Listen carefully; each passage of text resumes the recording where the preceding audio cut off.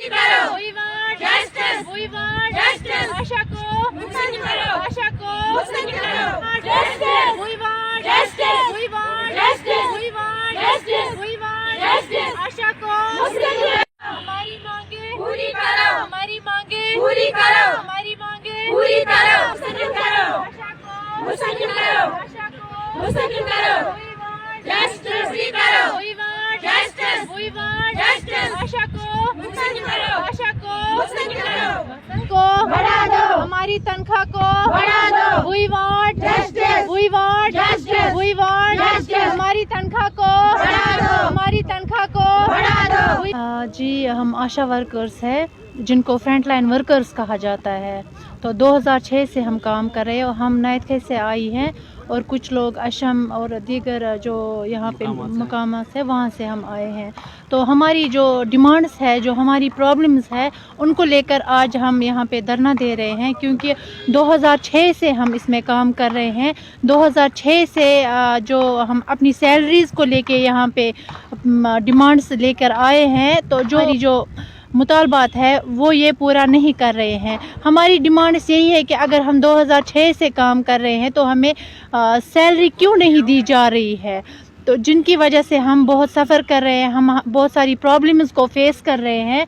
हम डिपार्टमेंट्स के पास बहुत टाइम गए भी है, हमने धरना भी दिए हैं 2006 से, लेकिन शायद या तो मुझे लग रहा है सरकार सोई हुई है या हमें देखकर खामोश हो रही है कि उनको शायद सुना ही नहीं दे रहा है हमारी इस आवाज़ को.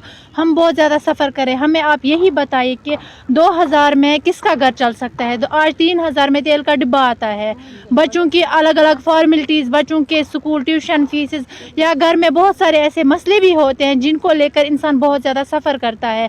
आप मुझे बताएं, मैं गवर्नर साहब से ये अपील करना चाहती हूँ. गवर्नर साहब, क्या आप मुझे 2000 में अपना घर चलाकर दिखा सकते हैं?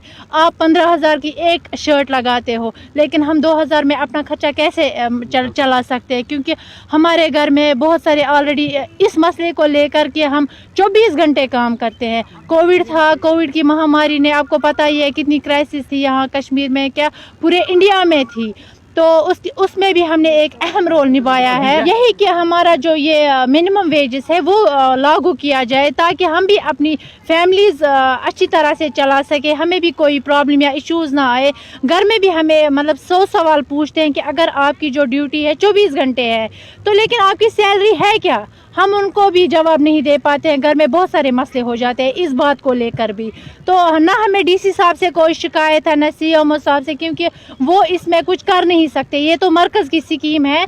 हम मरकज़ को ही यही सवाल कर रहे हैं कि आखिर आप लोग करना क्या चाहते हैं. आज 15-16 साल से हम सफ़र कर रहे हैं, लेकिन ये सही बात तो नहीं है. एक औरत को इज्जत दी जाती है, लेकिन यहाँ पे एक औरत की इज्जत तो छीनी जा रही है ना, उसको तो इज्जत दी नहीं जा रही है. इस मसले में हम बहुत ज़्यादा परेशान हैं. As a social activist and JK against corruption Kashmir का मैं प्रेसिडेंट हूँ. इसकी हैसियत से मैं कह रहा हूँ कि इनकी जितनी भी डिमांडें हैं इनको पूरा करना चाहिए. शुक्रगुजार हूँ कि यहाँ पे उन्होंने अमन से अपना धरना दिया है. इनकी जितने भी डिमांड्स हैं, एक तो इनका मसला है तनख्वाह का कि इनकी तनख्वाह बढ़नी चाहिए क्योंकि इनकी तनख्वाह बहुत कम है और काम बहुत ज़्यादा है, और इनको रेगुलर किया जाए क्योंकि काफ़ी अरसे से ये बेचारे ऐसे ही डिलीवेज काम कर रहे हैं.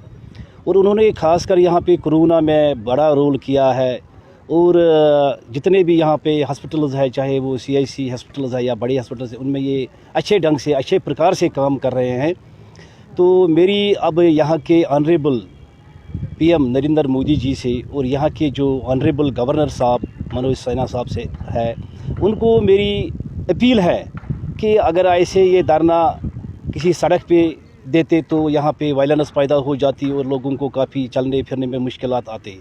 उन्होंने एक साइड में यहाँ पे ये संबल सुनावारी में इसका नाम रखा गया है प्रेस पार्क, इसमें उन्होंने खामोशी से और अमन से धरना दिया है. तो अब इनकी कदर रख के इनका तनख्वाह बढ़ा दिया जाए और उनको बाज़ाब्ता तौर पर रेगुलर किया जाए ताकि ये अपने आलो अयाल को अच्छी तरह से पाल सके.